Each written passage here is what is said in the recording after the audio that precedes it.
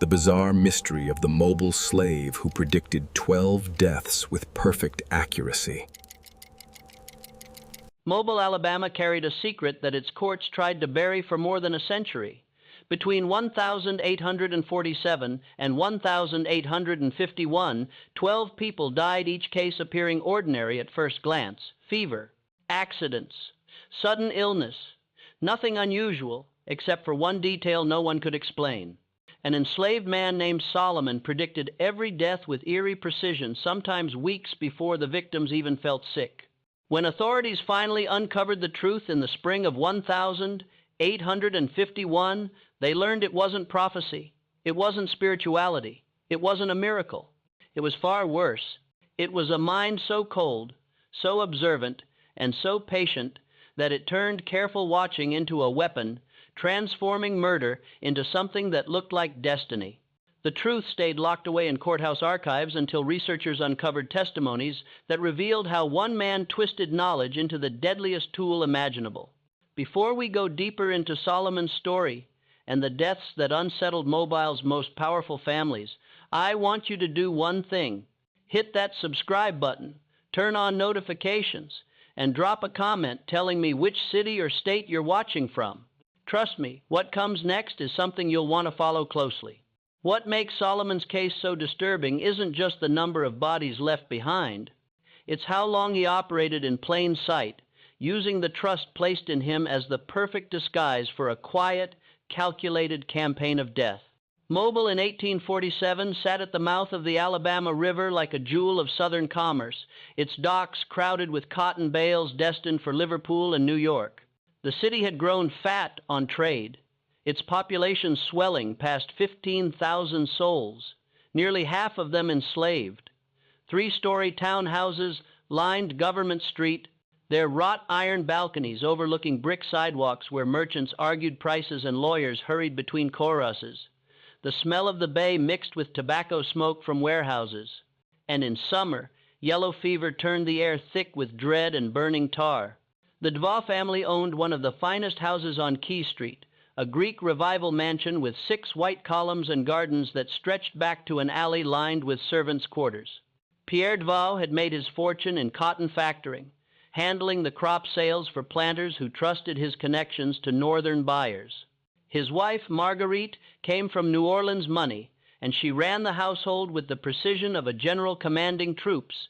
They owned 23 enslaved people, field hands at their plantation 10 miles north, and house servants who maintained appearances in town. Solomon arrived at the Duval house in the winter of 1843, purchased from an estate sale in Charleston. He was 31 years old, tall and lean, with hands that showed old scars from carpentry work.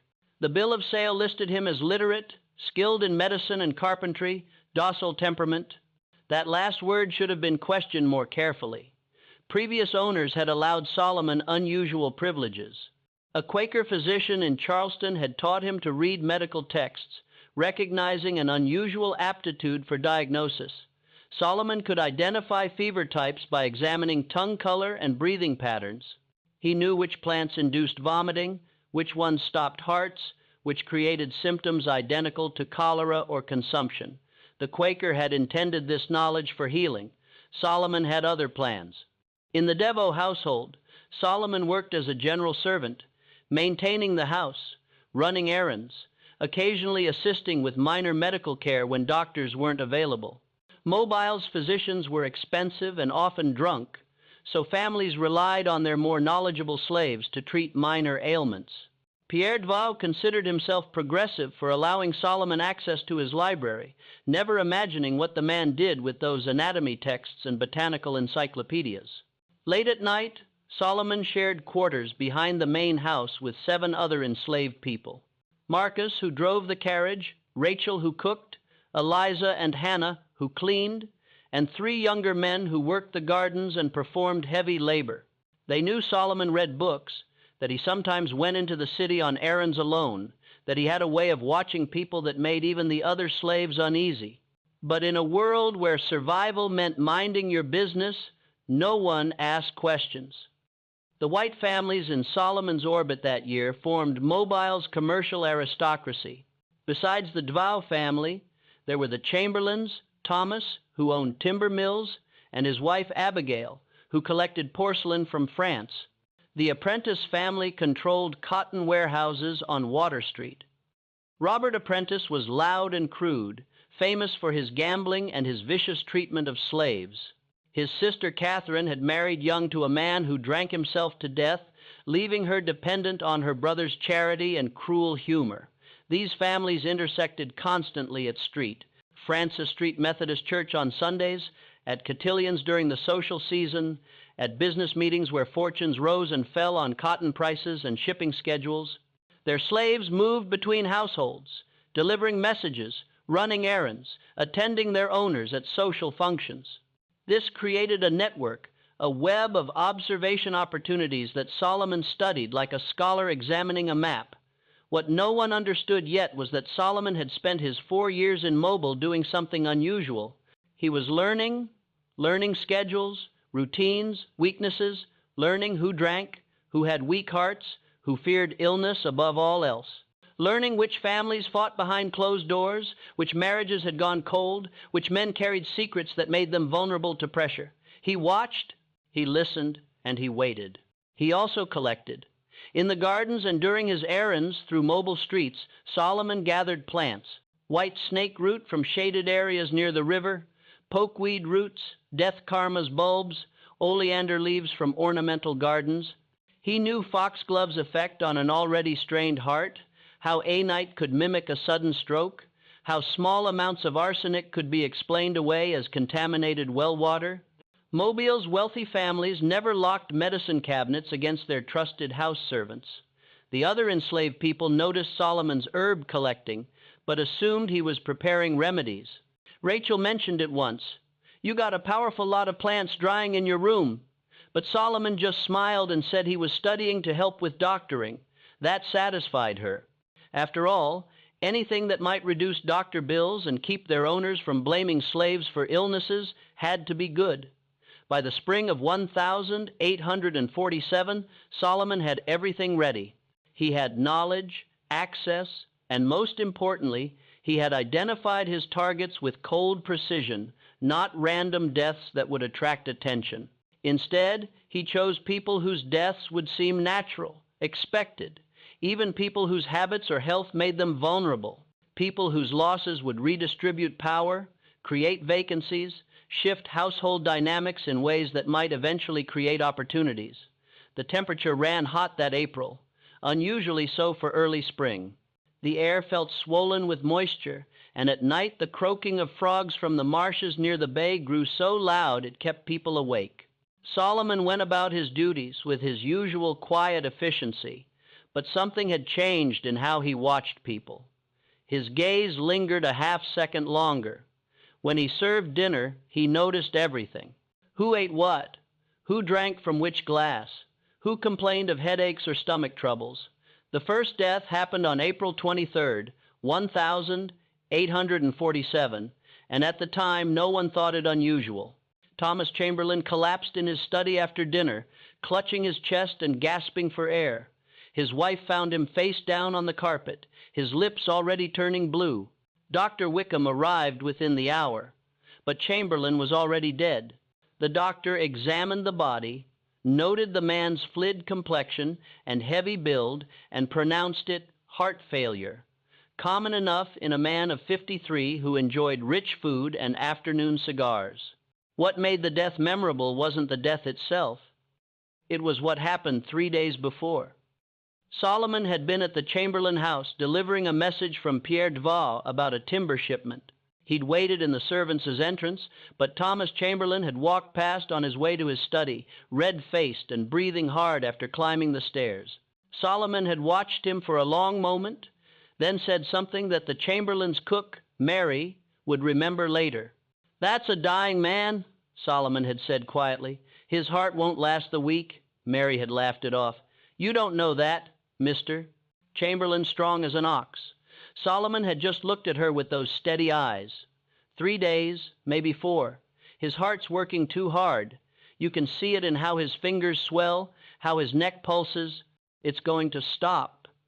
When Thomas Chamberlain died 3 days later, Mary felt a chill run down her spine. She mentioned it to her mistress, who dismissed it as coincidence. The man had a weak heart. Abigail Chamberlain said, "Everyone could see he wasn't well."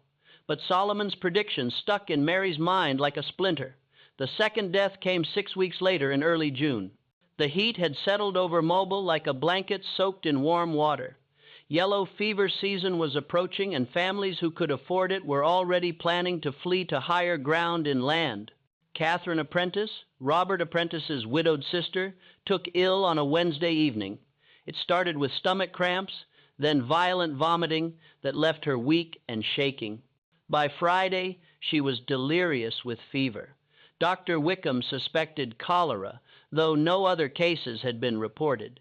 He prescribed laudanum for the pain and told the family to prepare for the worst. Catherine died on Saturday morning, her body so dehydrated that her skin had taken on a grayish cast. The doctor noted acute gastric distress, possibly cholera or food poisoning, on the death certificate. This time, Solomon's prediction had been more specific. 2 weeks before Catherine fell ill, Solomon had been sent to the Apprentice house to deliver legal documents. Robert Apprentice had been berating Catherine in the hallway.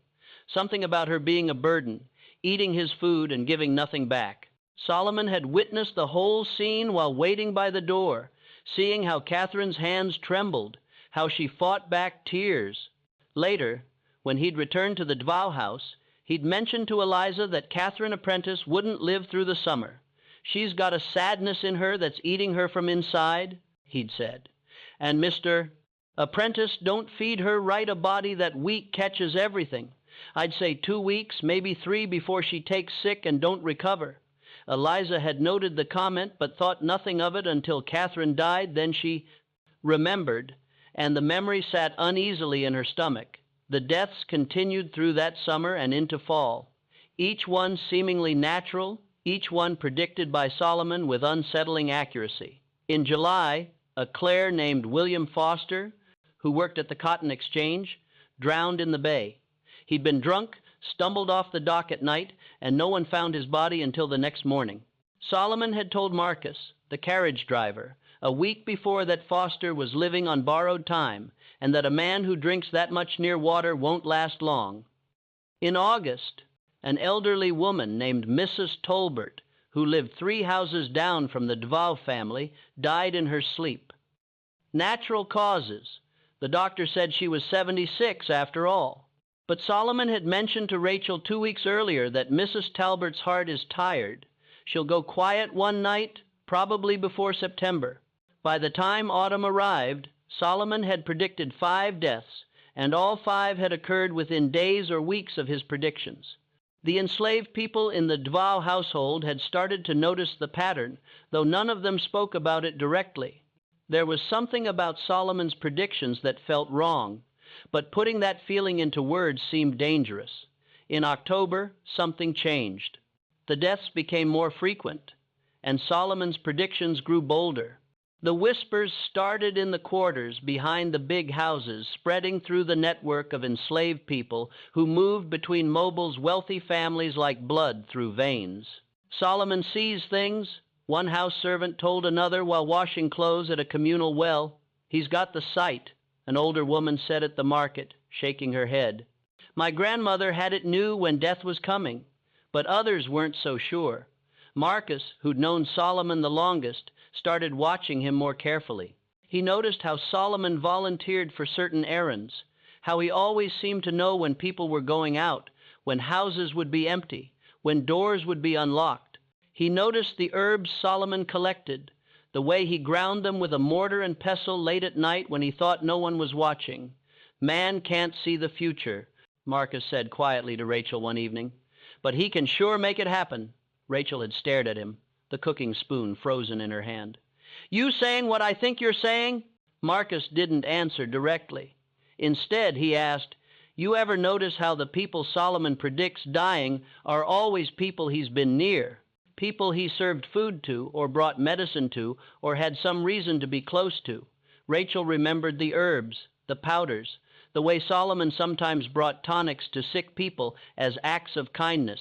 The thought that formed in her mind was so terrible she couldn't hold it there long to even think such a thing was dangerous. If she was wrong, she'd accused an innocent man. If she was right, she knew something that could get her killed. So she did what most enslaved people did when confronted with dangerous knowledge. She stayed quiet and watched. The sixth death came in November, and it struck close to home. Pierre Duval's business partner, a man named Henry Lauren, died suddenly at age 48. He'd been healthy, robust even, but took ill with what seemed like influenza. Within 3 days, he was dead. The doctor noted sudden respiratory failure and suggested it might have been a particularly virulent strain of lung fever. Solomon had predicted it 2 weeks earlier, mentioning to Pierre Duval himself that Lauren looked poorly and might want to settle his affairs soon. Duval had dismissed it as idle chatter, but when Lauren died, he remembered the conversation with a cold prickle of unease. What Duval didn't know was that Solomon had visited Lauren's house 4 times in the 2 weeks before his death, each time bringing paperwork from Duval's office. Each time Lauren had offered him coffee or water, which Solomon had politely declined, but had helped prepare. Lauren's personal servant, an enslaved man named Jacob, later recalled that Lauren had complained of a strange, bitter taste in his morning coffee on 2 occasions, but had blamed it on bad beans. The 7th death was even more disturbing because it involved a child. The Whitfield family lived on Government Street in a house almost as grand as the Duval mansion. They had 4 children, and the youngest, a girl named Sarah, age 7, had always been delicate. She caught every illness that passed through Mobile, and her mother worried constantly about her health. In December, Solomon mentioned to Marguerite Duval that the Whitfield girl won't see spring. He said it casually while serving tea, as if commenting on the weather. She's got a weakness in her lungs. Next fever that comes through will take her. Marguerite had been horrified by the pronouncement. That's a terrible thing to say about a child. Solomon had bowed his head.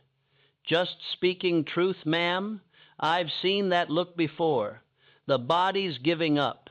Sarah Whitfield took sick with pneumonia in January 1848 and died after a week of fever and struggling breath. Her mother was inconsolable.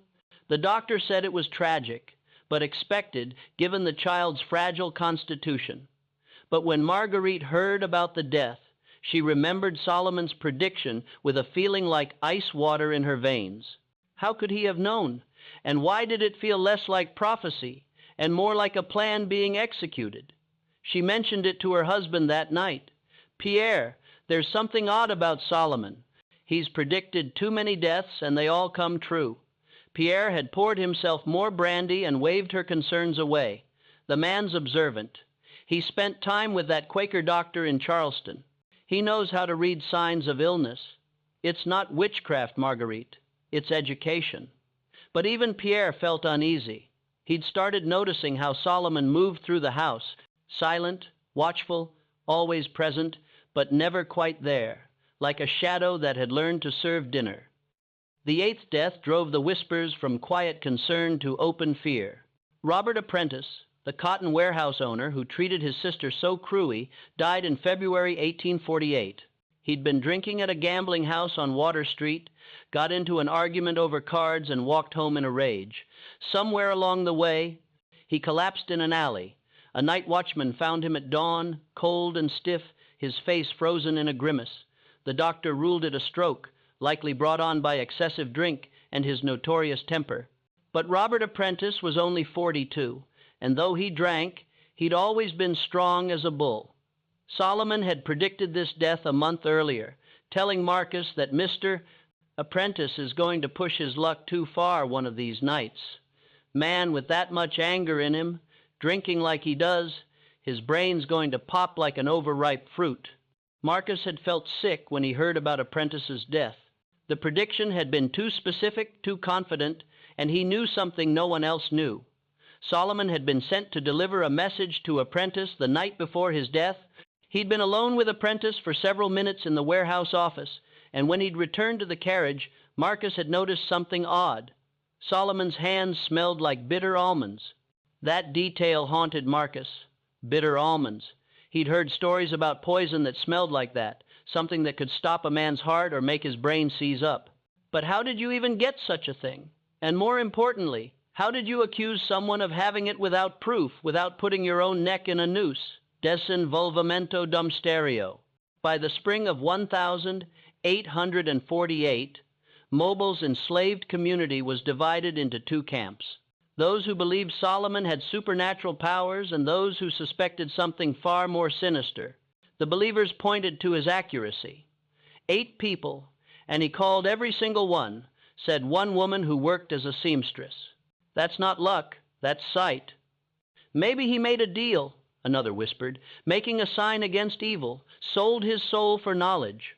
But among those who knew Solomon personally, who lived in the same quarters, who worked alongside him, a different theory was forming.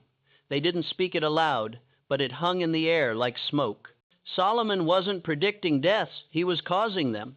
The problem was evidence in a legal system that barely recognized enslaved people as human beings, where their testimony in court was worthless unless corroborated by white witnesses. What could they possibly do?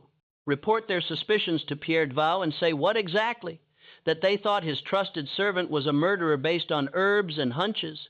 They'd be punished for making trouble, probably sold away or worse. So they watched and waited, hoping someone with actual power would notice the pattern that someone turned out to be Dr.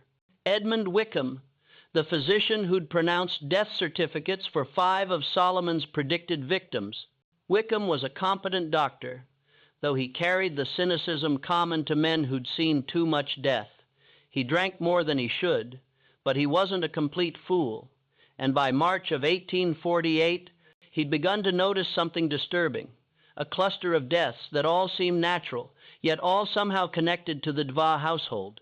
It started when Abigail Chamberlain, now widowed and managing her late husband's timber business, mentioned during a social call that the Dvau family's servant had predicted her husband's death. She said it lightly as an oddity, but Wickham's interest sharpened. "What do you mean, predicted?" he'd asked. Told the cook his heart would give out within the week, and it did. 3 days later, Wickham had a mind that collected details like a magpie collecting shiny objects. He remembered other cases where family members had mentioned a servant's predictions, the Whitfield girl, Catherine Apprentice. He couldn't remember which servant specifically, but the pattern was there, nagging at him. He began keeping notes, reviewing his old cases, asking questions at social gatherings. By April, he'd identified Solomon as the common thread. Always Solomon, making predictions, always correct, always within striking distance of the deceased in their final days. The question was, what to do with this information? Accusing a slave of murder required evidence that would satisfy a court of law, and Wickham had nothing but suspicions and a disturbing pattern. More importantly, making such an accusation would force him to admit he'd missed 8 murders happening right under his nose. His reputation would be destroyed. So Wickham did what many men in his position would do. He tried to catch Solomon in the act. He began attending social functions at houses where Solomon served, watching the man work. He observed how Solomon moved, where his hands went, how he served food and drink. He saw a competent servant who blended into the background, nothing more. But he also noticed something else. Solomon was watching him back. It was subtle. A glance held a second too long. A slight smile when their eyes met across a room. Solomon knew he was being observed, and he didn't seem concerned. In fact, he seemed amused. The 9th death came in May 1848, and it struck at the heart of Mobile's legal establishment. Judge Marcus Finley, who presided over the city's circuit court, died at his home after a brief illness. He'd been 61, complained of chest pains for several weeks, and finally succumbed to what Dr. Wickham diagnosed as heart disease, a natural death entirely explicable for a man of his age and habits, except that Solomon had predicted it 5 weeks earlier. Mentioning to Pierre Dvau that Judge Finley wouldn't live to see his daughter's wedding in June, Pierre Dvau finally took notice. He called Solomon into his study the day after Finley's funeral and confronted him directly. "How did you know?" Dvau demanded. "How did you know about Judge Finley and the Chamberlain girl and all the others?" Solomon had stood with perfect posture, his face carefully neutral. "I observe, sir. When you learn to read signs of illness, you see patterns others miss. Judge Finley had the look of a man whose heart was failing. Anyone trained in medicine could have seen it." "But you're not a doctor," Dvow said. "You're a slave who learned some medicine from a Quaker. That doesn't give you the power to predict when someone will die down to the weak." "No, sir," Solomon agreed. "But it gives me the ability to see death coming when others don't want to look." There was something in how he said it, something that made Dvow's skin prickle. Not defiance exactly, but a kind of quiet confidence that didn't belong in a slave speaking to his master. It felt like a challenge wrapped in obedience. Dvow dismissed him but couldn't shake the conversation. That night he mentioned it to Dr. Wickham at the Mobile Gentlemen's Club, and for the first time the two men compared notes systematically. 9 deaths, 9 predictions, 9 perfect hits. "It's impossible," Dvow said, but his voice carried doubt. "Not if he's making them happen," Wickham replied quietly. They stared at each other across the table, and the magnitude of the accusation settling between them like something physical. If Solomon was a murderer, he'd been operating freely for over a year, killing Mobile citizens with impunity while everyone assumed his victims were dying of natural causes. "We need proof," Dvow said finally. "Real evidence, not just patterns, because if we accuse him and we're wrong, I'll be ruined. And if we accuse him and we're right, we'll need to explain how we let 9 people die before we noticed." They agreed to watch Solomon more carefully, to document everything, and to wait for him to make a mistake. What they didn't realize was that Solomon had already anticipated their suspicions and was planning his most audacious move yet. The late spring of 1848 brought tension to the Dvow household like storm clouds piling up before lightning. Solomon continued his duties with the same quiet efficiency, but everyone felt the change. Margaret Dvow found herself watching him serve dinner, wondering if the fork he handed her had touched something it shouldn't have. Pierre began locking his medicine cabinet and checking the contents each night. Dr. Wickham visited more frequently, always observing, always taking notes. The enslaved people in the household felt the pressure worst of all. They knew something was coming. They could see it in the white folks' nervous glances, in how Solomon had grown even quieter than usual, in how the air itself seemed to hold its breath. Rachel finally broke the silence one night in the quarters. "Solomon, they're watching you. Whatever you've been doing, you need to stop." Solomon had been grinding herbs with his mortar and pestle, the soft scraping sound filling the small room. He didn't look up. "I don't know what you mean." "Yes, you do," Marcus said from the doorway. His voice was hard, angry. "We all know. Maybe we don't talk about it, but we know those people you predicted dying. They didn't just die. You helped them along." Solomon finally looked up, meeting Marcus's eyes. For a long moment he said nothing, and the silence stretched so tight it felt like something might snap. "You think you know," Solomon said quietly, "but you don't understand what it's like to watch people who own you act like gods, to see them destroy lives on a whim, to watch them grow fat while others starve, to listen to them preach about mercy in church and then come home and beat people for breaking a dish. So you killed them." Rachel's voice shook. "You just decided who deserved to die." "I decided," Solomon said, and there was something terrible in his calmness, "that if I'm going to be property, if I'm going to serve their food and wash their clothes and listen to their secrets, then I might as well be useful in my own way. Every person I've helped along was someone who made the world worse by breathing in it." "That's not your choice to make," Marcus said. But his voice lacked conviction, because the truth was, every enslaved person in that room had fantasized about the deaths of their oppressors. Solomon had just made those fantasies real. "It's not about choice," Solomon replied. "It's about possibility. They gave me knowledge, access, trust. They taught me medicine so I could help them, never thinking I might use it for anything else. That was their mistake." "And now," Eliza asked quietly, "what happens now that they suspect?" Solomon smiled, and it was the most frightening thing any of them had ever seen. Not because it was cruel, but because it was genuinely amused. "Now I give them exactly what they expect. The 10th death came 2 weeks later, and it changed everything. Dr. Edmund Wickham himself fell ill on a Tuesday morning in early June. It started with dizziness, then nausea so severe he could barely stand.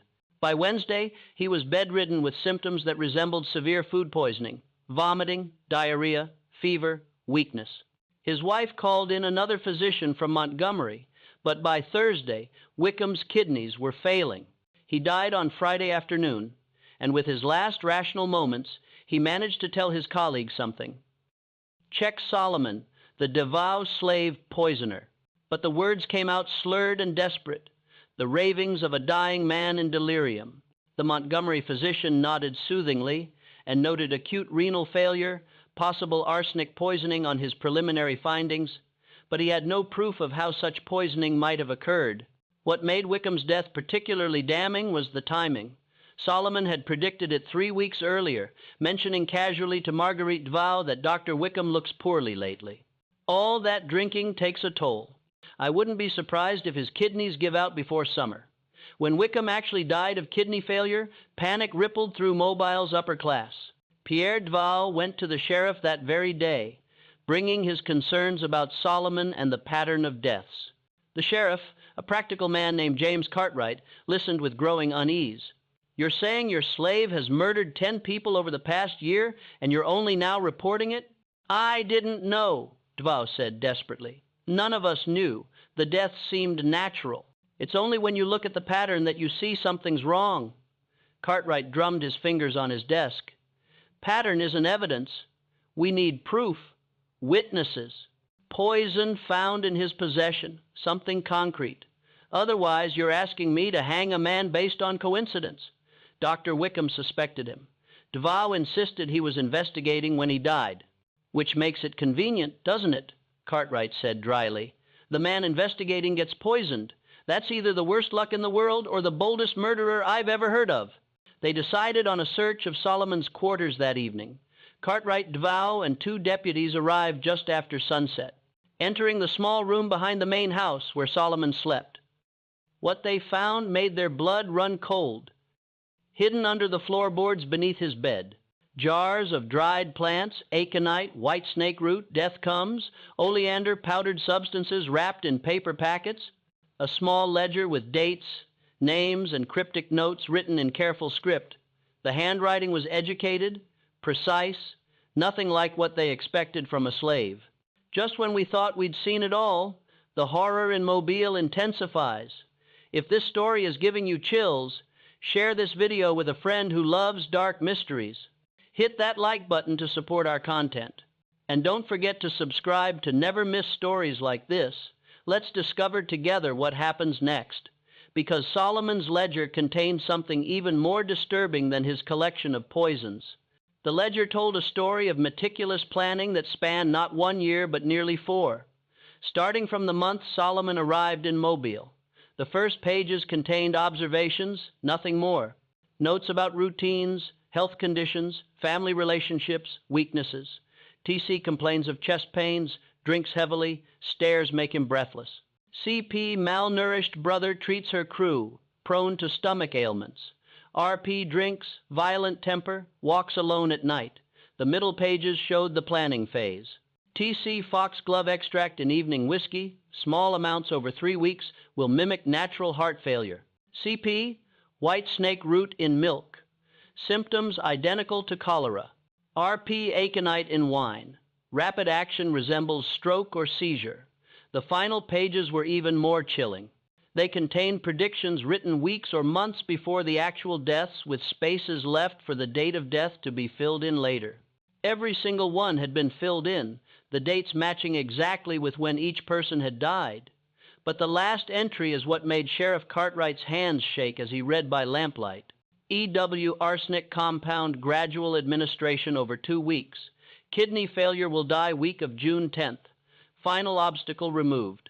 Below that, 2 more entries remained. PD pending, MD pending. Pierre Duval felt ice water flood his veins as he recognized the initials, his own name, and his wife's.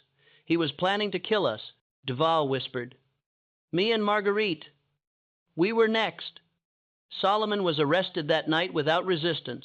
In fact, He seemed to have been waiting for them, sitting on his bed, fully dressed when they burst in with lanterns and weapons. He didn't fight, didn't plead, didn't even seem surprised. "Where's the poison you were going to use on Mr. and Mrs. Duval?" Cartwright demanded. Solomon just smiled. "Already in the house. You'll never find it. They tore the Duval house apart over the next 3 days.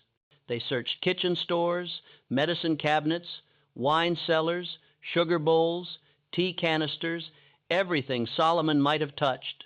They found nothing. Either he was bluffing, or he'd hidden it so cleverly that it would only be found when it was too late. Pierre Duval refused to eat or drink anything from his own house for 2 weeks, living on food prepared at hotels and delivered by people he trusted.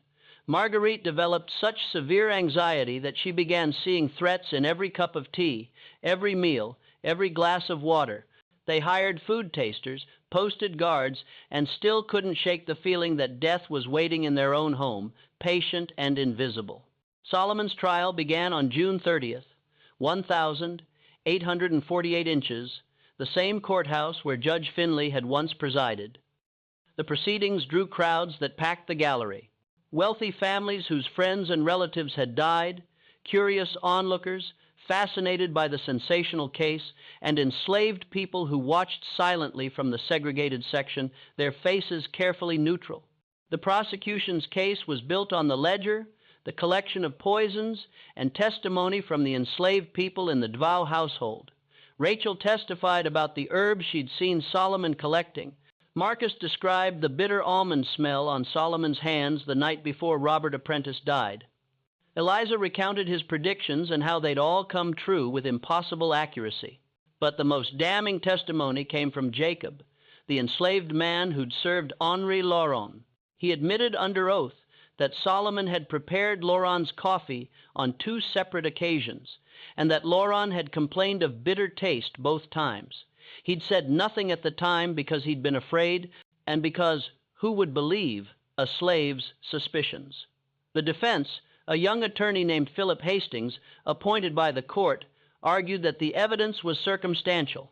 Yes, Solomon had plants and substances, but he'd been taught medicine and was known to prepare remedies. Yes, he'd made predictions, but they could be explained by medical observation. The ledger could be interpreted as medical notes rather than murder plans. Where are the witnesses who saw him administer poison? Hastings argued. Where is the direct evidence linking these substances to any of the deaths? We have pattern and suspicion, but we do not have proof beyond reasonable doubt. On the trial's 3rd day, Solomon himself took the stand, a rare occurrence for an enslaved person, but one the prosecution pushed for because they wanted his confession on record. The prosecutor, a stern man named Wallace Breenidge, approached Solomon with the ledger in hand. "Did you write this?" "Yes," Solomon said calmly. "And these entries here, TC Fox glove extract, CP, white snake root, RP aonite, what do they mean?" Solomon looked directly at the jury, and when he spoke, his voice was clear and educated, shocking many in the courtroom who expected broken English and deference. "They mean exactly what you think they mean," Solomon said. "I studied each person. I learned their weaknesses, and I used that knowledge to remove them from the world." A murmur rippled through the courtroom. Hastings tried to object, but Solomon continued. Thomas Chamberlain worked his field slaves to death and laughed when they dropped from exhaustion. Catherine Apprentice suffered years of abuse from her brother, and no one helped her. Robert Apprentice was a monster who'd beaten 3 slaves to death and faced no consequences. Judge Finley sent men to the gallows for stealing bread while letting wealthy criminals walk free. Dr. Wickham was getting too close to the truth, so he had to go. And the others, Breenidge demanded. William Foster, Mrs. Talbert, the Whitfield child. Solomon's expression flickered for the first time, something like regret crossing his face. Foster was a witness who saw me near the Apprentice warehouse. Mrs. Talbert was kind, but she was too observant. She'd noticed my herb gathering and was asking questions. The Whitfield girl. He paused, and for a moment the courtroom held its breath. That was a miscalculation. I'd intended to target her father, who owed money to Mr. Dvao and was planning to flee without paying. The dosage was meant for an adult. I regret that error." The courtroom erupted. People shouted, cried out. The judge hammered his gavel for order. In the gallery, Amelia Whitfield had to be restrained by her husband, screaming accusations at Solomon while tears streamed down her face. When order was finally restored, Breenidge asked the question everyone wanted answered: "Why? Why did you do this?" Solomon's answer was delivered with such calm rationality that it was somehow more disturbing than rage would have been. "Because I could," he said simply. "You people gave me knowledge and never thought I'd use it against you. You trusted me to handle your food, your medicine, your intimate daily needs, and you never once thought about what that trust made possible. You treated me as property, as something less than human. And then you were surprised when I acted without humanity." He leaned forward slightly, his eyes scanning the white faces in the courtroom. "I was invisible to you.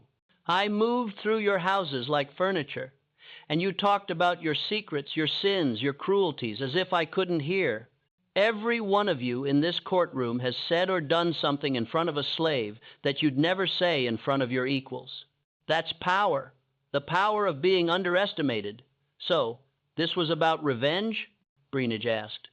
"No," Solomon said. "Revenge is emotional. This was practical.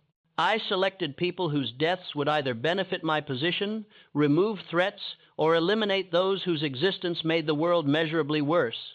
It was systematic, calculated, and it would have continued indefinitely if Dr. Wickham hadn't been as observant as he was."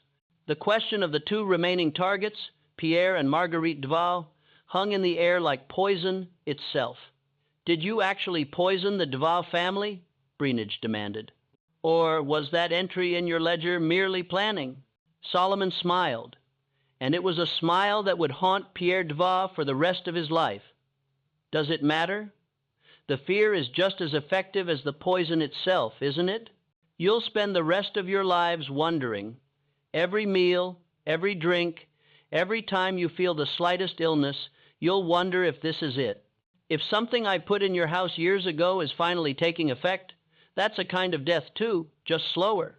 The jury deliberated for less than an hour before returning a guilty verdict on all counts. Solomon was sentenced to death by hanging to be carried out in 2 weeks.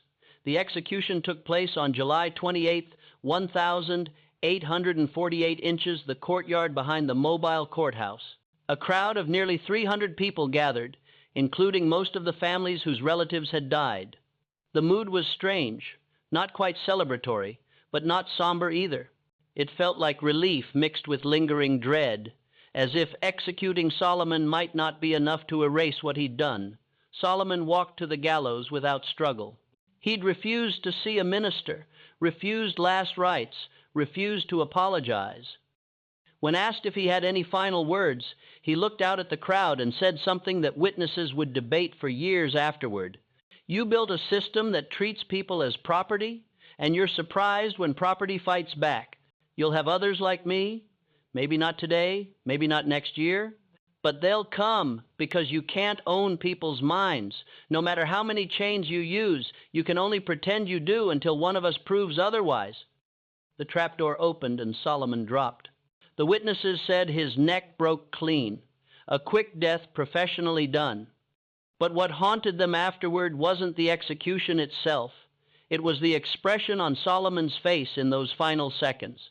No fear, no regret, just a kind of grim satisfaction. The days following the execution were marked by paranoia throughout Mobile's upper class. Despite Solomon's death, Pierre and Marguerite Dvao continued their extreme precautions. They never returned to normal eating or drinking habits. Within 2 years, they sold the house on Kai Street and moved to Virginia, unable to shake the feeling that something Solomon had planted was still waiting in their home. The enslaved people in Mobile reacted to Solomon's execution with complicated emotions. Some saw him as a monster who'd killed indiscriminately. Others saw him as something else. Not a hero exactly, but a demonstration of power in a system designed to deny them any power at all. They didn't speak about it openly, couldn't in the world they lived in, but the story of Solomon spread through the enslaved community like wildfire. It was told in whispers in coded language, always with the understanding that speaking too freely could be dangerous. Sheriff Cartwright ordered autopsies on 4 of Solomon's suspected victims, exhuming bodies to test for poison. The results were inconclusive. Arsenic and other toxins break down over time, and the testing methods of 1,848 were crude at best. They found elevated levels of certain compounds in 2 bodies, but not enough to prove definitively that poisoning had occurred. This uncertainty became Solomon's final revenge. Without definitive proof, every natural death in Mobile for the next several years was viewed with suspicion. Did the person actually die of fever, or had Solomon managed one more murder before being caught? Had he really poisoned the Dvao family, or was that just psychological torture?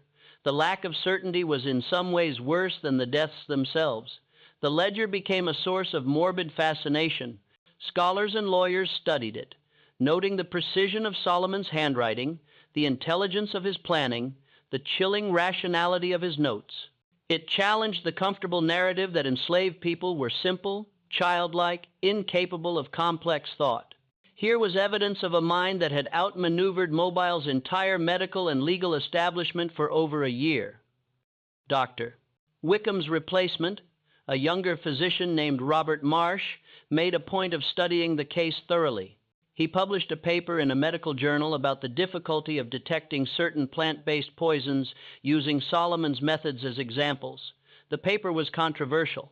Some doctors accused Marsh of giving poisoners ideas, but it improved understanding of toxicology and prompted better documentation of suspicious deaths. The other enslaved people in the Dvao household were interviewed extensively, but not charged. Authorities accepted their testimony that they'd suspected something but had been afraid to speak. Rachel, Marcus, Eliza, and the others were sold to different families scattered across Alabama and beyond. None of them ever spoke publicly about Solomon again, but family histories passed down through generations suggest they carried complex feelings about him for the rest of their lives. The white families who'd lost loved ones found themselves in an uncomfortable position. To acknowledge that their deaths were murders meant admitting they'd been fooled by someone they'd considered inferior. It meant admitting that the system they'd built, one that gave them total power over other human beings, had vulnerabilities they'd never imagined. Some chose to continue believing their relatives had died naturally, finding that easier than accepting the truth. The Dvao house on Conti Street stood empty for 3 years before being sold to a family from Mississippi who knew nothing of its history. But even they felt something wrong about the place. The wife reported feelings of unease in the kitchen, and they hired new servants rather than bringing the previous staff back. They stayed only 5 years before moving on. Mobile itself changed in subtle ways after Solomon's case. Families became more cautious about which enslaved people they allowed near food preparation. Some stopped the practice of having literate slaves entirely, fearing that education would lead to similar tragedies. Others went the opposite direction, arguing that better treatment would prevent resentment from building to murderous levels. Neither approach addressed the fundamental injustice that had created Solomon's rage in the first place. The case resurfaced briefly during Reconstruction when formerly enslaved people began testifying about their experiences. A few elderly witnesses who'd known Solomon spoke about him in interviews, describing a man who'd been brilliant, cold, and frightening. Their accounts emphasized that most enslaved people had opposed his methods, seeing his murders as likely to bring collective punishment on their community. But they also acknowledged understanding his anger, even if they couldn't condone his actions. Modern historians studying the case have noted several disturbing elements. First, Solomon was almost certainly telling the truth about his victims' crimes and cruelty. Court records and personal papers confirm that most of the people he killed had documented histories of violence, corruption, or abuse. Second, his body count of 10 might have been conservative. Several other suspicious deaths occurred in Mobile during the same period. And while Solomon never confessed to more than 10 murders, some researchers believe he may have been responsible for additional killings that were never connected to him. Perhaps most disturbing is the question of the Dvau family. Pierre Dvau died in 1856 of a lingering illness his doctors couldn't diagnose. His symptoms, gradual weakness, organ failure, were consistent with slow-acting poisoning. Marguerite lived longer, dying in 1872, but she suffered from mysterious ailments throughout her life that no physician could successfully treat. Whether Solomon actually did poison them, or whether fear and stress destroyed their health naturally, remains unknown. The courthouse where Solomon was tried still stands in Mobile, now a museum. The ledger is preserved in its archives, displayed behind glass, its pages yellowed, but still legible. Visitors who read it describe feeling deeply unsettled, not by gore or violence, but by the clinical precision of the handwriting, the methodical planning, the absolute lack of remorse. It's a reminder that intelligence and education can serve any purpose, that knowledge is not inherently moral, and that systems of oppression create pressures that can explode in terrible ways.